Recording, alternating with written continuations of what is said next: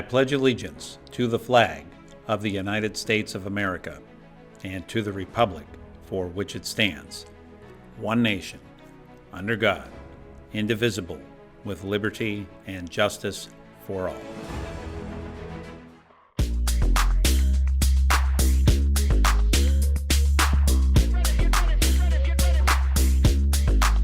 Good morning, Pax. It's Thursday, September 25th, 2025. I'm Tylan, Ebert. And I'm Michael Morris with the morning announcements.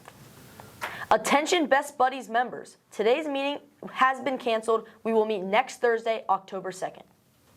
Attention seniors, are you interested in state government or law? Looking for something unique to do in your senior year? Then you should consider applying to be a student page at the Maryland General Assembly. Applications are currently being accepted. Please see Ms. Mahar and guidance for all the details. Homecoming tickets go on sale next Friday in the concession booth area of the main lobby during lunch. Tickets are $20 a piece. No sales will be held the day before the dance. All financial obligations must be satisfied to attend the dance. You can earn a $5 discount for PTSO membership or 5 canned goods donation. If you are bringing a date from another school, there's a QR code application where you can buy tickets. On to lunch. Today's lunch tastes like chicken nuggets, cinnamon goldfish, and broccoli and milk. And that wraps up this week. Enjoy the long weekend, Panthers.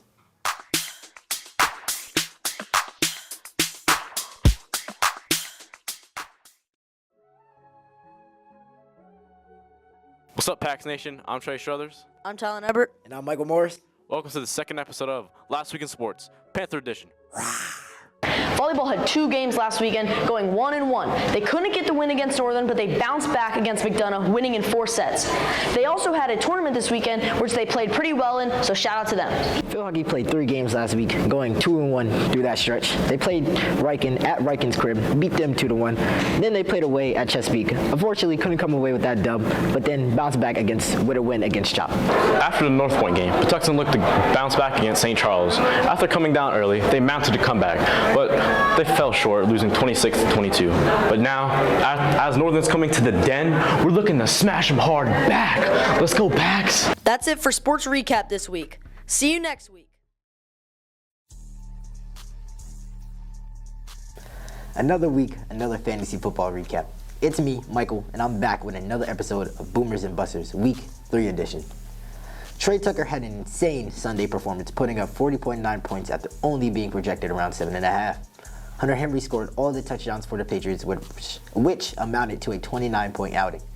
Vikings defense put up an insane 32 points, smothering the Bengals offense, causing 5 turnovers and scoring twice. Luther Burden finished with 19.8 points, which was 17 more than he was projected. Mark Andrews had a major bounce-back week, finishing with 27.1 points. Now let's look at the Busters. Malik Neighbors could not follow up his success from last week, as he only finished with 3.3 points.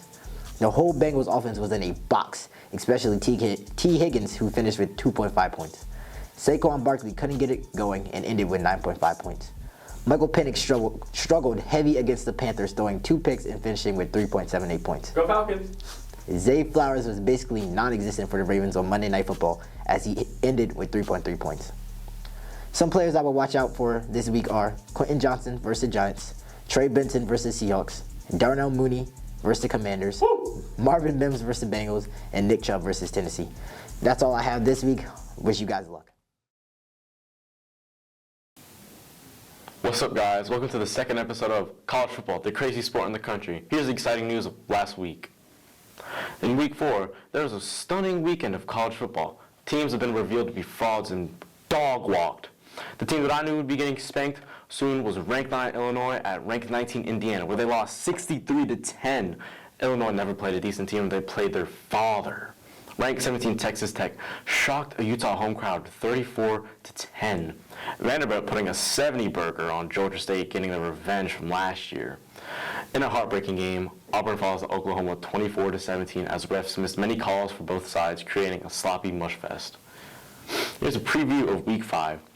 We got Arkansas looking to bounce back against Notre Dame as they blew an 18-point lead to Memphis. Ooh. LSU and Ole Miss look to throw down as LSU cannot downplay the Rebels' O. Ooh. Oh my days, I am salivating at this next weekend as Bama and Georgia look to take on each other on a clash on primetime alongside Penn State and Oregon. From this, we might see how the college football playoffs might look in the future. But have a good weekend, folks, and War Eagle! Woo!